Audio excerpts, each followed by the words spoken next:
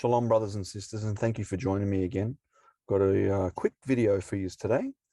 I see a lot of brothers and sisters out there really striving to draw close to Yahuah and get to know him better through his word and his son, Yahusha HaMashiach, and to create a greater understanding in themselves of the word and what it means for us. And for all of you out there for whom this is everlasting life, the word of Yahuah, those who have hope, those not of this world, who want to draw close to our Father, this video is for you. This is a quick little video on Bible search engines you can use just to help get you more in touch with the word and get the most out of your studies.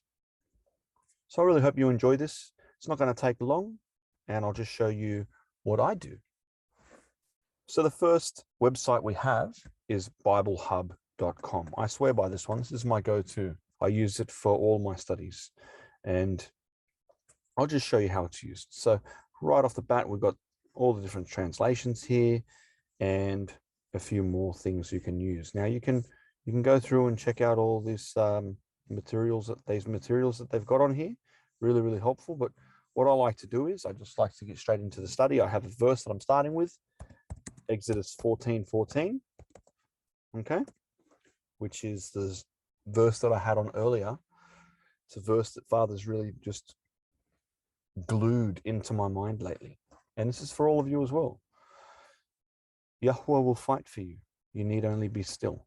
If you want to read the whole chapter, you can just click on any of the versions, whether from there or along here. So we'll go down. One of the ones I like to use is the New Heart English Bible, which is a lot like the literal versions.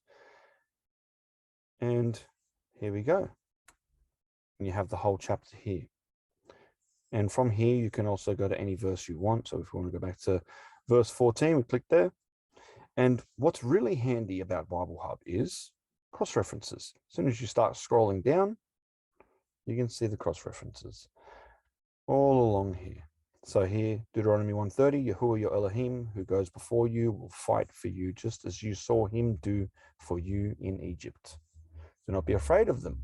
Deuteronomy 3:22, for Yahuah your Elohim himself will fight for you. So all the way down, we have these cross-references, these parallel scriptures. And then it breaks this down into each word and where you can find those other words. If we keep going down, we have here the Hebrew. Now, what I like to do is, if I want to look at the Hebrew or the Greek, go here where it says interlinear. Interlinear will give you the Hebrew and Greek. And so if you're reading from a Masoretic text, I'll show you the Septuagint in a minute, but if you're reading from the usual Masoretic text, which is 90% of your Bibles, 99% really. Now remember, Hebrew is read from right to left. Okay? Yahuah will fight for you, and you shall hold your peace. Now it doesn't say be still, it says hold your peace here. Now I'm going to show you another handy feature of BibleHub's website. If you want to see the actual word that's used here, because Hebrew grammar will add letters depending on the context that the word's used in. So taharisun is not the actual word. The actual word is here. You click on the number here. This is take you to the Strong's concordance entry. And it's karash, all together. To cut in, engrave, plow, devise. So you can make up your own mind without having a translator telling you what they think it means. A wise brother once said, reading the Bible in translation is like kissing your bride through the veil. So karash can mean, if we go down here, it's the exhaustive concordance. It's a primitive root meaning to scratch, by implication, engrave, plow, from the use of tools, to fabricate. Okay, so it can mean a lot of things. To leave off speaking, to hold your peace. See, if you're graven in, then you're being still, to hold. Okay, now, what has become really helpful for me, and I'll just go back to where we have the interlinear, right? If you click on the actual word itself, it'll show you everywhere in the Bible that has the exact context of the word. So it's got the same grammar. Instead of being karash, it's the same, tacharishun. And so we have it here, two occurrences, once in Exodus 14:14 and once in Job 13:5. Okay, and so let's go over to Job 13:5 and we'll see if they use the same word or context for the word. Taharishun, hold your peace. You would be silent. See, so again, we have be silent, hold your peace. Okay. I like be still, but that's my perspective as I am translating the text. That's why it's always better to go back and look at these things for yourself, because without meaning to, even myself, I'm doing it now, the translator will always translate their own feelings and perspectives that they hold into the text. Now, if you want to look at the Septuagint for the text, which is the older version of the scriptures, right? The older text that was copied. You want to scroll down. And like I said, we're going through a translation again. So we have here the Brenton Septuagint. Okay. But what I like to do is, because we don't want to just trust in translators, trusting in man, right? Isaiah, cease from man whose breath is only in his nostrils. Of what accounting is he? We want to go here to where it says ABP. That's the Apostolic Bible Polyglot. It's the Septuagint as an interlinear Bible. So we should be able to get the Greek and the English together, and it even is encoded with its own concordance. So we scroll down to 14:14 again. Here we are. Yahuah will wage war for us, and you shall be quiet. And again, we can look at this word for be quiet, 4601. Sigal, to keep silent, to keep secret. Okay, to stop speaking. And so because the Septuagint is the older text, we can trust that since it's been preserved to be silent, the true rendering of it is Yahuah will fight for us and you will keep silent, or you will be silent. Now, there are many other ways that BibleHub can help improving your Bible studies, but this is just how I use it as a sort of introduction.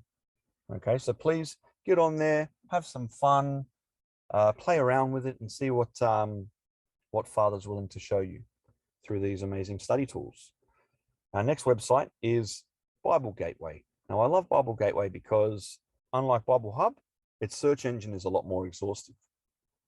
So for example, if I want to find a verse about the bride, so I'm just going to write the word bride here. I won't write the. It even comes up, bride of Christ, bridegroom, bride, because they actually have topics where they've found scriptures that go with the topic. But we'll just go for bride. NIV, easy enough. You can choose here. So if you wanted the KJV or the New King James Version, we could just do that there. Personally, I find the NIV easier to navigate. And if you've got a hard copy or even on the BibleHub website, they have a lot of footnotes that you can follow that'll tell you if a text is different in the Septuagint or the Dead Sea Scrolls. For now, we'll go with the New King James Version, and it shows you, okay, this word bride appears in this translation of the Bible 33 times. So it might help to go into different translations. So we'll check the NIV. Does it have 33 as well? 40 times. Okay, so we'll go with the NIV because there's a few more times that it mentions the word bride. And if we only want to look at the New Testament, we can filter by that. So let's go bride in the New Testament, and it'll show us. It's got the suggested result here, and it's also got the books that it's found in. So if I wanted to find out where our master Yahusha talks about the bride, well, I could go in any one of the Gospels. Matthew's got the most, so we'll go Matthew. And here we can see every time, okay, so he talks a lot about the bridegroom, but a bridegroom is not without a bride. And so everywhere that this is spoken of, this word bride or bridegroom, we can find in the book of Matthew. Book of Revelations is probably a little bit better for bride, See, so here we go. Revelation 18:23, right? The light of a lamp will never shine in you again. This is talking to Babylon. The voice of bridegroom and bride will never be heard in you again. Your merchants were the world's important people. By your magic spell, or pharmakia, which is what we're going through now, all the nations were led astray. What's really good is we can use BibleHub and Bible Gateway together now. So if we go Revelation 18:23 in BibleHub, and this is what I like to do. We'll go to our cross references and we can see where it talks about this. Jeremiah 7:34, I will remove from the cities of Judah and the streets of Jerusalem the sounds of joy and gladness and the voices of the bride and bridegroom, for the land will become a wasteland. So we can see some more context in the writings of the prophets in the Old Testament for this verse in Revelation. So it's really helpful. And just using these two websites, you can get a whole lot more out of your study experience. And like with BibleHub, you can also check other translations. So it's going to show you in all these other translations exactly what the text says. Now, another study tool you can use is to go into the Picto. I call it the Picto. It's ancient Semitic or Hebrew. Some people might call it Proto-Sinaitic text, which is like the fancy term that they've used for it in Wikipedia. This is just a little Google search, and the images, Picto Hebrew, Hebrew Picto, or even Paleo Hebrew, if you're a fan of Lou White. Lou White's a really good teacher when it comes to understanding the ancient Picto. He is a fan of the Paleo Hebrew. I like to use all the different types of Hebrew, so I'll even look at the later Hebrew to, just to study the characters, see what the Spirit inspires by looking at them. And Jeff Benner is really good too. He's on the Ancient Hebrew Research Center. So look both of them up if you want to learn more about Hebrew Picto and about understanding. If you're on YouTube, go check out Alan Horvath. He's a late brother who did a lot of good work teaching the pictographs and the deeper meaning of the Hebrew. So what I wanted to show you all today is a little word study and a little snippet of how you can use the Hebrew pictographs to maximize your study and to really seek the deeper, as they call it, mountaintop meaning of each word. So I've zoomed in here on the beginning of the Aleph Bet, as it's called, at the Aleph, which is the top in the column, the L, as it's named in early cultures, and just below it is the Bet, which is the kind of swirly line. Now, the Aleph is the picture of the ox head. It means power, strength, the leader. It's the picture of Elohim in the ancient culture. Not that the ox is Elohim, but that the ox head represents the strength and power of Elohim. The horns represent the crown, a ruler.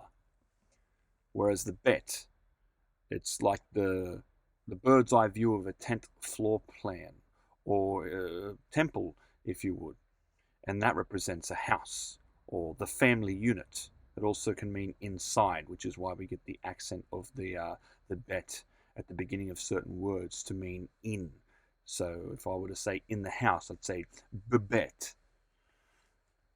And so when we get the word father, which is ab in Hebrew, Aleph Bet, that's where we get the name Abraham or Abram or Avram if you're using the Hebrew pronunciation. And that means great father or father of multitudes.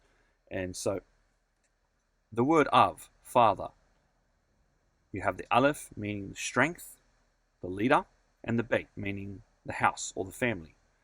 So in essence, the father is the strength of the house, the leader of the family. And it's just that simple, folks. The longer the words, the greater the meanings you're going to get. But at the end of the day, that's how you do it. And hopefully this maximizes your studying power. Hopefully the Ruach of Yahuah really leads you into some new understanding, because the word of Yahuah is living. It's powerful. It's sharper than any two-edged sword. He says it himself, right there in the book of Hebrews. So thank you all for joining me today. I hope this has really helped you all. Hopefully your studies are now different and you're digging deeper into the Word than you ever thought possible. I pray this blesses you. I pray Yahuah blesses you in these days that are ahead. And if you know any family members, friends, people you study with who might benefit from this video, please share it. And shalom. Thank you for watching.